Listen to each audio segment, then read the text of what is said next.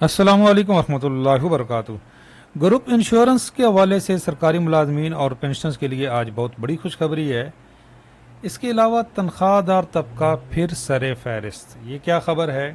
آج کی اہم ترین اپڈیٹ کے ساتھ حاضر ہوں، افتخار ہاشمی۔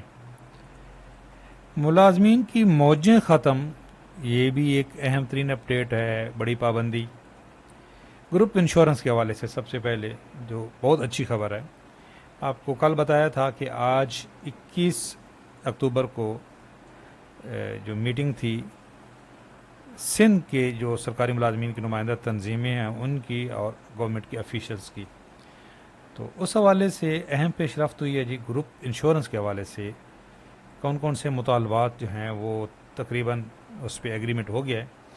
سندھ امپلائیز الائنس کے chairman Haji Muhammad Ashraf Khaskheli, P T L F Sindh کے مرکزی صدر غلام رسول مہر اور ان کی کابینہ کی میٹنگ میں 2 مطالبات منظور کیے گئے۔ یہ باخبر ذرائع سے ہمیں معلوم ہوا ہے کہ ان میں بین الاقوامی فنڈ اور گروپ انشورنس کو بلوچستان کی طرز پر ریٹائرمنٹ کا وقت ملازمین کو دینے کی منظوری شامل ہے۔ اب بلوچستان کی طرز پہ کیا ہے جی، یہ دیکھیں، یہ ابھی ریسنٹلی یہ 3 ستمبر کو جو ریٹائرمنٹ پہ ایک لم سم اماؤنٹ ہے اس کو انکریز کیا گیا ہے، اور یہ بین الاقوامی فنڈ کا ہے۔ جو بلوچستان حکومت نے باقاعدہ طور پہ اپنے رول تبدیل کیے گروپ انشورنس اور بین الاقوامی فنڈ کے، تو 4,50,000 پہلے یہ 1 جنوری 2025 سے پہلے ریٹائرمنٹ پہ دی جا رہی تھی گریڈ 1 کے ملازم کو، اب وہ 5,60,000 ہے۔ تو کہ یہ گریڈ وائز، اس پہ پہلے میں ویڈیو اپلوڈ کر چکا ہوں۔ یہ جو بلوچستان کے ملازمین کو جس طریقے سے ریٹائرمنٹ پہ ایک لم سم اماؤنٹ مل رہا ہے گروپ انشورنس اور بین الاقوامی فنڈ، اور بلوچستان کی حکومت نے تو 1987 سے جو ریٹائر ہوئے ہیں ان ملازمین کو بھی بین الاقوامی فنڈ کی رقم واپس کرنا شروع کی ہے۔ یہ بہت بڑی خوشخبری ہے سندھ کے ملازمین کے لیے بھی، اور انشاءاللہ پھر اس طرح کی خوشخبری پنجاب اور وفاق کے ملازمین کو بھی ملے گی۔ تاہم ڈی آر اے الاؤنس کے حوالے سے ابھی تک فیصلہ نہیں ہو سکا۔ جو ڈیڈ لاک ہے وہ ڈی آر اے میں ہے۔ حکومتی نمائندوں کی جانب سے کہا گیا ہے کہ یہ ڈی آر اے وفاقی طرز پہ دیا جائے یا صوبائی طرز پہ۔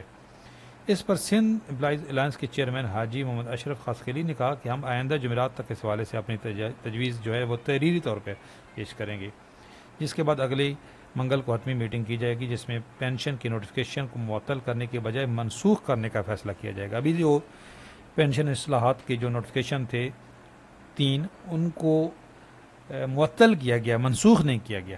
تو یہ آج کی اہم ترین پیش رفت تھی، بہت اچھی خبر تھی۔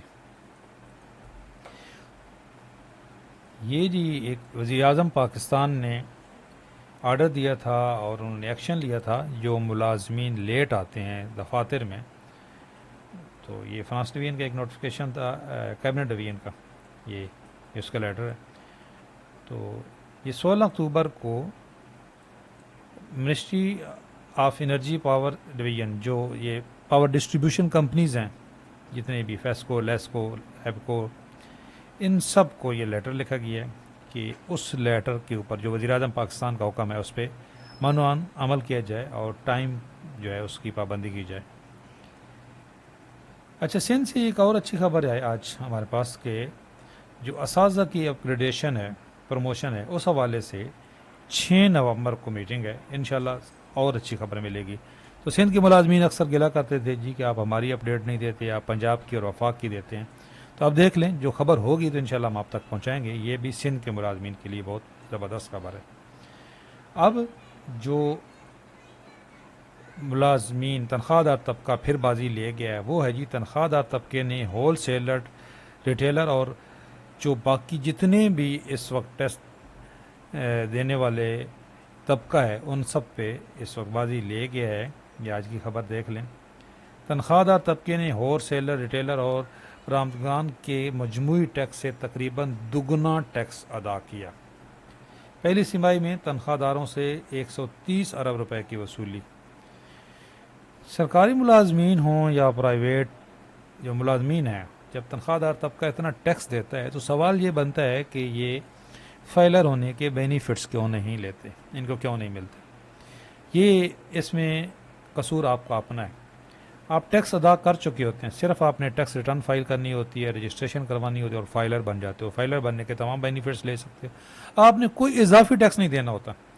تو ابھی بھی ڈیٹ ایکسٹینڈ کی گئی ہے جو ٹیکس ریٹرن فائل کرنے کی. پہلے 30 ستمبر تھی، پھر 15 اکتوبر، اب یہ 30 ستمبر نہیں 30 اکتوبر تک ہے.